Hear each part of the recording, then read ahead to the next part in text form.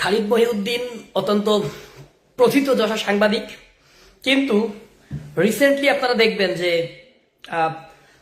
নাগরিক কমিটির যে আহ্বায়ক নাসিরউদ্দিন পাটোয়ারির সাথে তিনি যে ধরনের ব্যবহার করলেন, গতকালকে আলী রিয়াজ স্যারের সাথে একটা টক শোতে তিনি যেভাবে বললেন যে হাসিনার আমলে মিডিয়ার বাক স্বাধীনতা ছিল, হাসিনার আমলে যেই কাজগুলো ঘটতো, হাসিনার আমলে যা যা হইতো, সেম একই কাজ এখনো বলার যে এখনো হচ্ছে, একই ঘটনা ঘটছে। অর্থাৎ হাসিনা যে রিজিম, হাসিনার যে বাকশালী ফ্যাসিস্ট রিজিম এবং বর্তমান রিজিমের মধ্যে তেমন একটা পার্থক্য খালিদ মহিউদ্দিন দেখছেন না। এবং আলী রিয়াজ স্যারকে ধন্যবাদ জানাই, তিনি এর সুস্পষ্ট প্রতিবাদ করেছেন এবং তিনি তিনি তার জায়গায় তিনি তার খালিদ মহিউদ্দিনের চোখে আঙুল দিয়ে দেখিয়ে দিয়েছেন হাসিনার আমলের সাথে বর্তমান আমলের পার্থক্য কোথায়।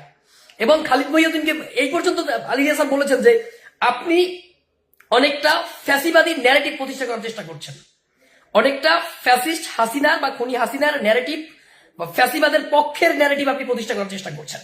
আলী রিয়াজ স্যারকে ধন্যবাদ জানাই, কিন্তু দুঃখের বিষয় হচ্ছে কিছুক্ষণ আগে একটা লেখা দেখলাম যে জার্মানির বর্ন শহরে যেখানে খালিদ মহিউদ্দিন সাহেব থাকতেন, ডয়েসেভেলে চাকরি করতেন, সেইখানে তার অফিসের সামনে একটা প্রতিবাদ সেই জুলাই অভ্যুত্থানের সময় হয়েছে এবং সেখানে ডাকা হয়েছিল সেই প্রতিবাদে অংশ নেওয়ার জন্য, ছাত্র হত্যার প্রতিবাদে, ছাত্র জনতা হত্যার প্রতিবাদে। সেখানে তিনি অংশগ্রহণ করেন নাই এবং তিনি এখন বলার চেষ্টা করছেন যে তিনিও এই জুলাই অভ্যুত্থানে ছিলেন, কিন্তু তার বক্তব্য, তার আচার আচরণ, কালচার দেখে মনে হয় যে তিনি আসলে এই অভ্যুত্থানে কতটুকু পক্ষে ছিলেন, এটা খুবই গুরুত্বপূর্ণ।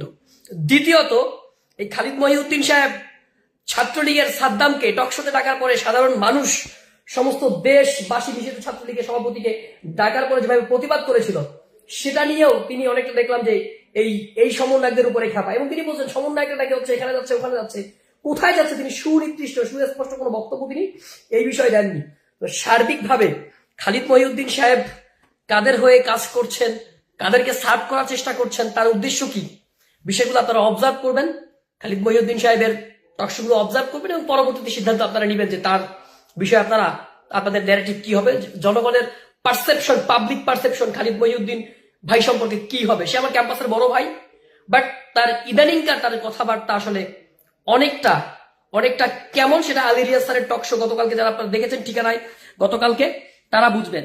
তো অবশ্যই আপনারা এই টকশোটা দেখবেন এবং খালিদ মহিউদ্দিনের যে ন্যারেটিভ তিনি প্রতিষ্ঠা করার চেষ্টা করছেন একদম সুস্পষ্ট যে আওয়ামী রিজিমের সাথে বর্তমান রিজিমের কোনো পার্থক্য নাই, অর্থাৎ খুনি হাসিনার সাথে ডক্টর ইউনূসের কোনো পার্থক্য নাই, ওবায়দুল কাদেরের সাথে নাহিদের কোনো পার্থক্য নাই।